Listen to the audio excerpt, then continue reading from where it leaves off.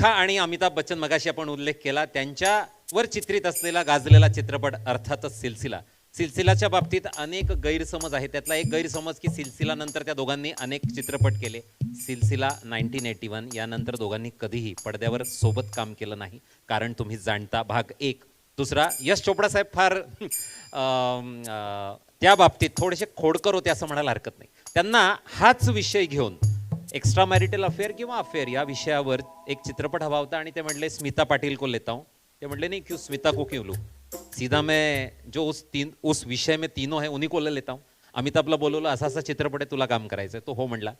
रेखाला बोलवलं ऐसा ऐसा मूवी आहे, यही थीम आहे, आपको काम करना है. आणि नंतर जयालाही बोलवलं आणि तिने सांगितलं फक्त एकच, प्रत्येक वेळेला सीन शूट होत असताना तिघांनाही वेगळ्या रूममध्ये बसवलं. सीन शूट झाला, तिघांना सांगितलं आता घरी जायचं, एकमेकांशी बोलायचं नाही. असा करून सिलसिला पूर्ण झाला आणि काय गाजला सिलसिला.